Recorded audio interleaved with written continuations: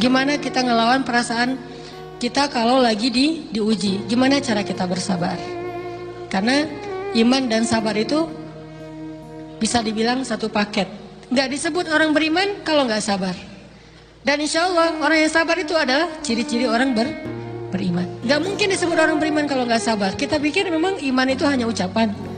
Kalau iman itu cuma ucapan, inna sholati wa nusuki wa mahyaya wa mamati lillahi rabbil alamin, gampang. Kalau iman itu cuma ucapan, hasbiyallah wa ni'mal wakil, gampang. Kalau iman itu cuma ucapan, la haula wa la quwata illa billah, gampang. Kalau iman itu cuma ucapan, iyyaka na'budu wa iyyaka nasta'in, gampang. Tapi Allah mengatakan, wa ma hum bimu'minin. Ahasiban nasu ayyutraku ayyakulu amanna wa hum la yuftanun. Emangnya cukup dengan hanya mengatakan kami telah beriman lalu tidak diuji? Ternyata iman adalah sabar dalam ujian. Jadi nggak mungkin orang disebut beriman sementara dia tidak sabar, sementara dia emosional, sementara dia temperamen, sementara dia orangnya meledak-ledak, sementara dia orangnya mengeluh, sementara dia orangnya berputus asa. Nggak mungkin. Karena ulama mengatakan la tayasu, jangan berputus asa. Fa innal ya's laisa min akhlaqil muslim atau mukmin. Karena sesungguhnya keputusasaan bukan di antara akhlak orang yang beriman. Orang yang beriman itu tidak pernah berputus asa. Serumit apapun masalah kita, kalau kita punya yakin sama Allah bahwa Allah ala kulli syai'in qadir, maka kita pasti akan punya harapan. Kalau kita yakin bahwa Allahu Akbar, sebesar apapun masalah kita, Allah malah lebih besar daripada masalah kita, kan? Bukankah kita mendengar Allahu Akbar, Allahu Akbar? Ada gitu yang lebih besar daripada Allah? Harusnya kita tidak pernah berdoa kepada Allah sambil mengatakan, ya Allah, saya punya masalah besar. Itu sama aja dengan kita ngeledekin Allah. Sama aja kayak kita datang ke teman kita bilang gini, saya mau pinjam duit. Enggak akan banyak kok, saya tahu kamu kalau kebanyakan kamu nggak akan sanggup. Kan nggak mungkin kita ngomong gitu kan nih. Saya lagi banyak hutang nih, saya mau minta tolong sama kamu. Insya Allah saya nggak akan minta seutuhnya. Saya tahu kamu juga kurang duitnya, saya minta dikit-dikit aja lah. Kan nggak gitu kan cara kita minta tolong. Sama aja kita doa, ya Allah, saya punya masalah besar. Ngomong ke Allah punya masalah besar. Kalau kita ngomong ke manusia kayak gitu wajar, tapi ke Allah, ya Allah, saya punya masalah kecil nih. Apa? Ada hutang sedikit, berapa? 100 M.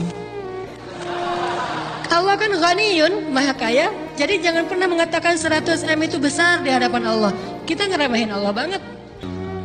Bukankah Allah maha kaya? Jangan pernah mengatakan bahwa musibah kita, ditinggalkan orang yang kita cintai, dibully seluruh dunia, itu besar di hadapan Allah. Bukankah Allah cukup buat kamu, kata kamu? Inna sholati wa nusuki wa mahyaya hasbiyallahu ni'mal wakil. Jadi Allahu Akbar. Sehingga kalau kita berdoa, ya Allah, saya punya sedikit masalah. Bukankah Umar pernah mengatakan, ya nafsi, idza daqat alaiki dunya, fala taquli ya rabbi indi hammun kabir, faquli ya hammun indi rabbun kabir. Wahai jiwaku, kalau kamu merasakan kesempitan, kegalauan, bingung, sakit, jangan pernah kamu mengatakan, ya Rabbi, saya punya masalah besar. Tapi katakanlah, wahai masalah, saya punya Rabb yang maha besar. Iman dan harapan, berharap, itu nggak bisa dipisahkan. Iman dan sabar itu nggak bisa dipisahkan.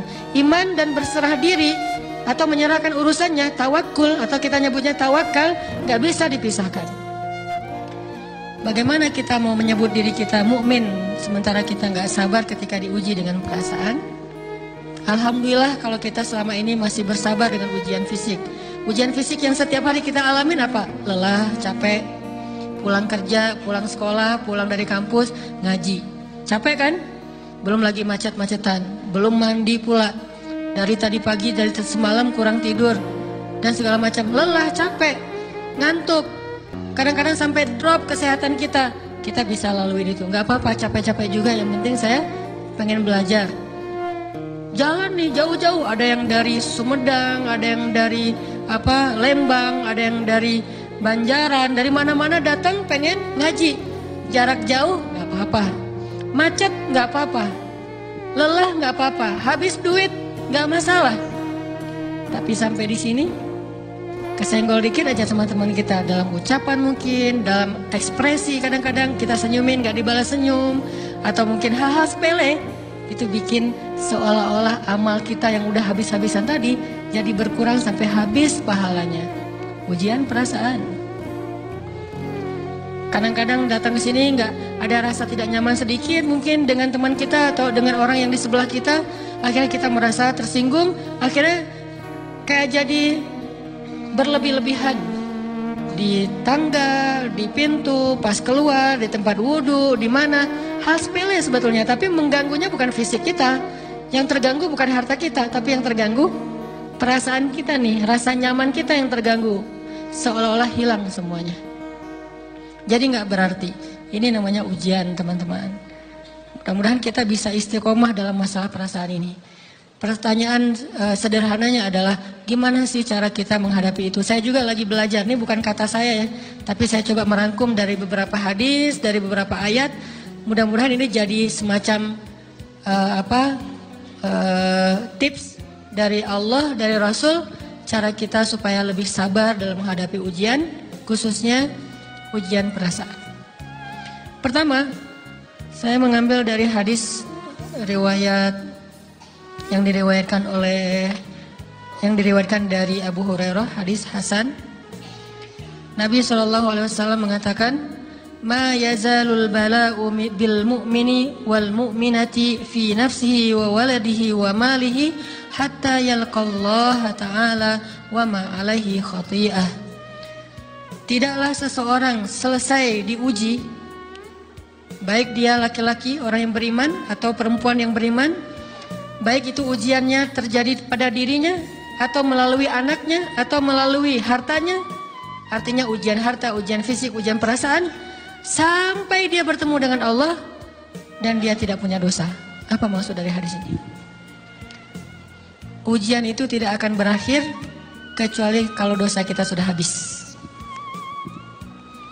Allah akan menguji kita terus untuk membersihkan diri kita dari dosa. Sehingga yang harus kita coba bangun awareness dalam diri kita kalau lagi diuji, Allah pengen membersihkan dosa saya nih. Sehingga kita ridho dengan ujian, bukan ikhlas ya. Kalau ikhlas ibadah, kalau ujian ridho, rela. Saya ridho ya Allah, walaupun ini berat.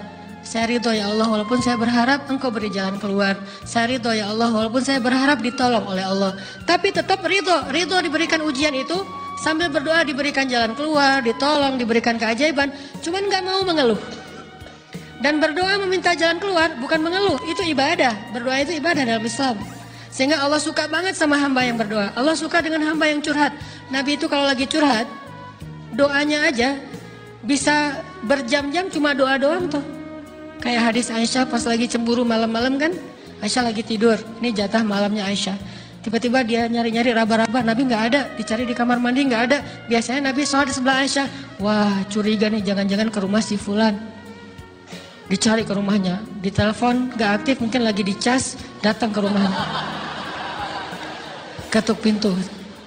Hafsah, Nabi di rumah kamu nggak? Nggak Aisyah, beneran. Cari ke rumah Sofia. Sofia, Nabi di sini nggak? Nggak, beneran. Cari ke rumah Maria. Maria di sini nggak Nabi? Nggak. Kemana ya Nabi? Rumah istri-istri yang lain gak ada. Pas balik ke rumahnya, ngelewat masjid, ngelihat Nabi lagi sujud di Masjid Nabawi, di mihrab. Dan Aisyah mendengar Nabi menangis sambil berdoa. Dan sujudnya itu seperti membaca 1 juz Al-Quran. Dan itu isinya doa nangis. Robbi. Jadi kalau kita katakan gak usah banyak berdoa sama Allah, malu. Justru Allah suka kepada hamba yang berdoa. Justru sebaliknya, kalau kita jarang berdoa atau enggan berdoa, buat Allah itu orang sombong. Allah gak suka hamba kayak gitu. Kamu gak butuh saya, sama kayak kita lagi ada masalah, punya temen yang punya kelebihan harta, terus kita kayak bingung gitu nyari kesana kemari pinjaman, dia gak dikasih tahu. Pas dia tahu dari orang lain, dia ngomong apa? Kamu gak nganggap saya ya? Emangnya saya bukan teman kamu? Kok kamu punya masalah keuangan tapi saya gak dikasih tahu, malah saya tahunya dari orang lain? Tersinggung kan? Kalau teman kita aja tersinggung, apalagi Allah. Kamu punya masalah kok gak ngomong ke saya, wahai hambaku? Bukan berarti Allah gak tahu. Allah tahu, cuman Allah berhak, bukan ingin ya, berhak untuk dilibatkan. Allah berhak untuk dicurhatin. Allah berhak untuk dijadikan tempat kita untuk habis-habisan menangis dan melampiaskan masalah kita kepada Allah dalam bentuk curhat-curhat dan doa. Sehingga kalau kita berdoa, ya Rabbi, Allah langsung inni qarib, mendekat Allah kepada kita. Jadi teman-teman yang dirahmati Allah, kalau kita punya masalah, kita coba bangun awareness, oh Allah pengen membersihkan dosa-dosa saya nih. Terus kita berdoa, ya Allah bantu saya, ya Allah tolonglah saya, istighfar. Saya kadang-kadang ngerasa nih, kalau ada dosa, ada kesalahan, ada kekeliruan yang saya lakukan misalnya gitu, kalau saya nggak kuat istighfarnya, bentar lagi akan diuji sama Allah. Ujinya macam-macam, alhamdulillahnya ujiannya masih ketahan. Pasti diuji sama Allah. Kalau istighfarnya nggak kuat, taubatnya tuh nggak kuat, langsung diuji sama Allah. Dan saya langsung sadar, oh benar, berarti yang tadi ini lagi dihapus sama Allah nih. Perkencang lagi, perkuat lagi istighfar. Kenapa? Karena kalau istighfar kita kuat, berarti kan dosa kita dihapus dengan istighfar ya. Otomatis ujian kita durasinya berkurang. Makin kuat istighfar, makin berkurang. Kalau istighfarnya udah mantap, udah selesai, Allah cabut tuh ujian kita. Diganti dengan kebaikan. Jadi teman-teman, kita coba sadari, oh kalau Allah menguji saya, memang saya banyak dosa. Sebelum kita mencari kambing hitam, nyalah-nyalahin orang lain, sebelum kita marah kepada orang lain, kadang wajar kita marah kepada orang lain gara-gara ucapannya, komennya, teks dari dia, wajar. Tapi sebelum itu, marah dulu kepada diri kita atas dosa dan kesalahan kita yang baru saja kita lakukan, atau yang dulu kita lakuin dan belum benar-benar kita tinggalkan. Kalau kita ngerasa banyak dosa di masa lalu sebelum kita taubat, hijrah, berarti mungkin itulah alasan kenapa sekarang kita diuji setelah hijrah. Kenapa agak-agak harus jungkir balik setelah kita hijrah. Kenapa harus sedikit berdarah-darah setelah kita hijrah. Anggap aja itu untuk mengkifarat, membersihkan dosa-dosa kita yang telah lalu. Supaya apa? Supaya kalau kita pulang kepada Allah, kita pulang dalam keadaan bersih. Dan itu pasti akan menjadi orang yang paling beruntung. Daripada nanti diberesin di akhirat, mending diberesin di dunia kan? Soalnya kalau diberesin di akhirat, itu lebih berat.